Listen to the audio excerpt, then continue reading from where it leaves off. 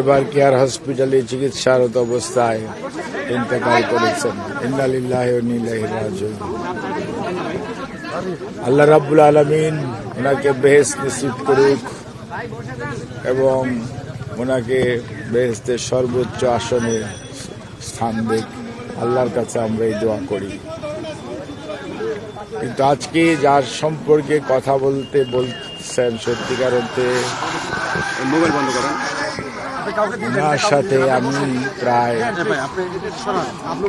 484 দিন হসপিটালে বিগত 5 বছরে থেকেছি, আমি আর মাসুদ।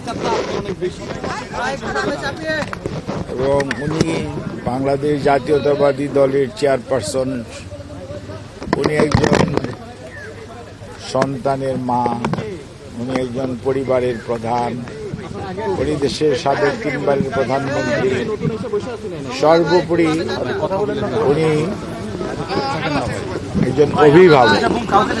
উনি সবসময় দেশের জন্য, দেশের মানুষের জন্য, দেশের মানুষের পক্ষে, দেশের স্বাধীনতার পক্ষে কথা বলার জন্য সব সময় উনি চিন্তা করতেন এবং কোনো সময় মানুষের কষ্ট হয় এই ধরনের কোনো কার্যক্রমকে উৎসাহ দিতেন।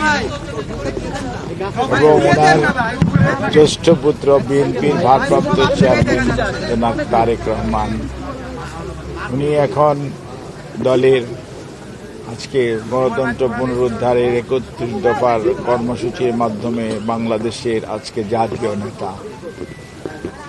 উনিও ঠিক মায়ের মতোই, মা যেরকম আপসহীন, উনিও সবসময় দেখবেন উনি সিদ্ধান্ত যেটা গ্রহণ করেন সেটা বাস্তবায়নের জন্য সবসময় সচেষ্ট থাকেন। এবং দেশনেত্রী বেগম খালেদা জিয়া, ওনারকে আজকে আমরা হারিয়েছি, কিন্তু আজকে দেশ একটা অভিভাবক হারিয়েছে। এটা বিএনপি যে খালি তার চেয়ারপারসনকে হারিয়েছে তা না, তার প্রমাণ উনি যখন অসুস্থ হয়ে যখনই হসপিটালে ভর্তি হতেন, হয়তো স্বৈরাচারের সময় স্বৈরাচারী সরকার ওনার খোঁজ খবর নিতেন না, কিন্তু অন্য রাজনৈতিক দলের নেতৃবৃন্দ এবং বাংলাদেশ জাতীয়তাবাদী দলের সকল স্তরের নেতাকর্মীরা সব সময় ওনার স্বাস্থ্যের ব্যাপারে খুবই সতর্ক থাকতেন, খোঁজ খবর নিতেন, উদ্বেগ প্রকাশ উৎকণ্ঠার মধ্যে দিনাতে পারতেন। কিন্তু এইবার উনি ভর্তি হওয়ার পরে ওনার শরীরের অবস্থা যেহেতু খারাপ ছিল, উনি যেদিন আপনার হসপিটালে ভর্তি হলেন ওই দিন শরীরটা ওনার বেশ 22 তারিখ রাত্রে ওনার শরীরটা বেশি খারাপ ছিল। তারপরে উনি রাত্রে আমাকে ডেকেছিলেন, আমি এসেছিলাম, তারপরের দিন ওনাকে হসপিটালে ভর্তি করি। এবং উনি চিকিৎসকদের পরামর্শ মোতাবেক সবসময় চিকিৎসা গ্রহণ করতেন এবং সবসময় চিকিৎসকদের কথা অনুযায়ী চলার চেষ্টা করতেন। এবং ওনার চিকিৎসার সাথে সত্যিকার অর্থে বাংলাদেশের ডাক্তাররা, হয়তো এবার কেয়ার হসপিটালটা আমরা ব্যবহার করেছি, কিন্তু এবার কেয়ার হসপিটালের ডাক্তারদের বাইরে দেশের স্বনামধন্য চিকিৎসকরা দায়িত্ব পালন করেছেন ওনার চিকিৎসার জন্য। এবং নিউ ইয়র্ক এবং জন হপকিন্সের মানে মাউন্ট সিনাই এবং জন হপকিন্সের চিকিৎসকরা ওনার চিকিৎসার ব্যাপারে দায়িত্ব পালন করেছেন। লন্ডনের আপনার লন্ডন ব্রিজ হসপিটাল বলেন, তারপরে আপনার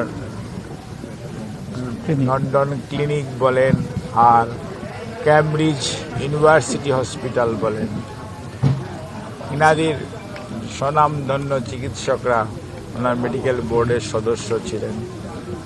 ওনার বড় ছেলে জনাব তারেক রহমানের সহধর্মিণী ডাক্তার জুবাইদা রহমান এই টিমের সবসময় সদস্য ছিলেন।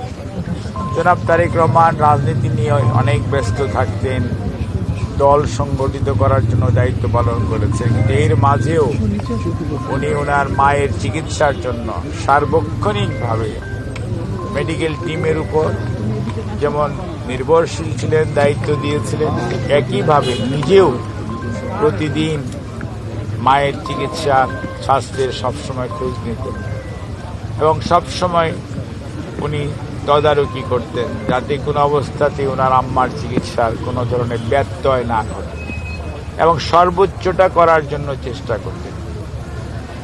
এবং অনেকের মধ্যে অনেক প্রশ্ন থাকতে পারে, কিন্তু মনে রাখতে হবে চিকিৎসার ব্যাপারে করোনাকালীন সময়ের কথা যদি আপনারা মনে করেন, করোনা এমন একটা অসুখ ছিল, তখন ছেলে মেয়েরা তার মা বাপকে ফেলে রেখে চলে যেত, মা তার ছেলেকে রেখে গেছে, ছেলে তার মাকে রেখে চলে গেছে, এরকম সিচুয়েশন ছিল।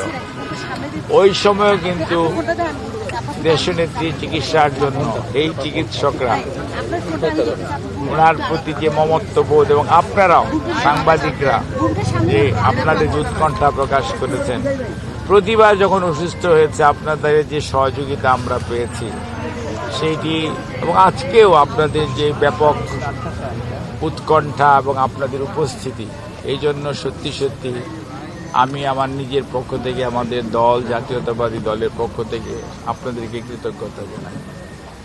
আর দেশনেত্রী বেগম খালেদা জিয়া এমন এক মানুষ, আমরা যেহেতু ওনার সাথে খুব ঘনিষ্ঠভাবে মেশার সুযোগ হয়েছে, সেই জন্য আমরা দেখেছি যে উনি একদিকে যেমন সত্যি সত্যি অভিভাবক, আরেকদিকে মাতৃস্নেহে উনি কিন্তু আমাদেরকে দেখতেন। কোনোদিন বাসায় যাওয়ার পরে কোনো কিছু না খেয়ে ওনার বাসা থেকে কখনোই কেউ যেতে পারত না। ডাক্তারদেরকে কি খাইয়েছেন এগুলি সবসময় ওনার যারা কাজের সহকর্মী ছিল, সহায়তা করত, তাদেরকে উনি জিজ্ঞেস করে উনি বলে দিতেন আজকে এটা দেবেন। কোনোদিন গেলে একটু দেরি হলেও জিজ্ঞেস করতো এত দেরি কেন হলো, অত আমি তো বসে আছি। অর্থাৎ চিকিৎসকরা কখন যাবে, উনি যখন বাসায় থাকতেন তখন চিকিৎসকরা প্রত্যেক দিন বিশেষজ্ঞ চিকিৎসক ওনার বাসায় যেতেন, উনি সবাইকে কিন্তু সেসব কথা বলতেন। কাজেই আমি আজকে এই দিনে আমি বলবো যে চলেন আমরা সবাই আল্লাহ রাব্বুল আলামিনের কাছে ওনার আল্লাহ বেহেশত নসিব করুক সেজন্য দোয়া করি, এবং জাতীয়তাবাদী দলের সকল নেতা কর্মীকে এই কষ্ট সহ্য করার এবং ভারপ্রাপ্ত চেয়ারম্যান এই কষ্ট সহ্য করে দায়িত্ব পালন করার আরো তৌফিক দিন। আপনাদের সবাইকে অনেক সময় আপনারা জানাজার ব্যাপারে টেলিভিশন এবং নিউজের মাধ্যমে আপনারা জানতে পারবেন।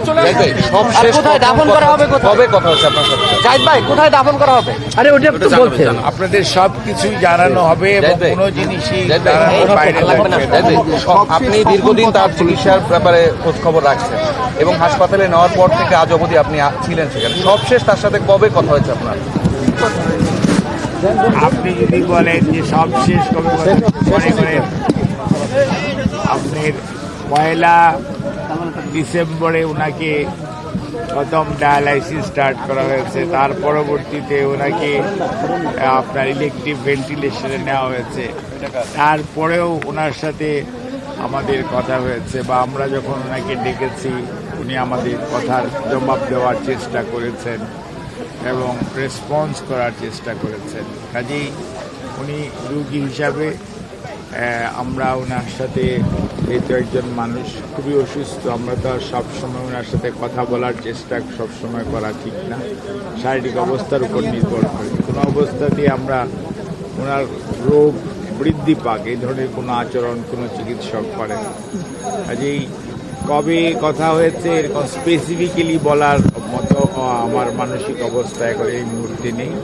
তবে আপনাদের জানার জন্য বলি, উনি সব সময় চিকিৎসকরা আমরা যখন ওনাকে দেখতে যেতাম বা দেখতাম বা প্রচারের পাশাপাশি থাকতাম, ওনার সাথেই থাকতাম, উনি সবসময় শি ওয়াজ রেসপন্ডিং।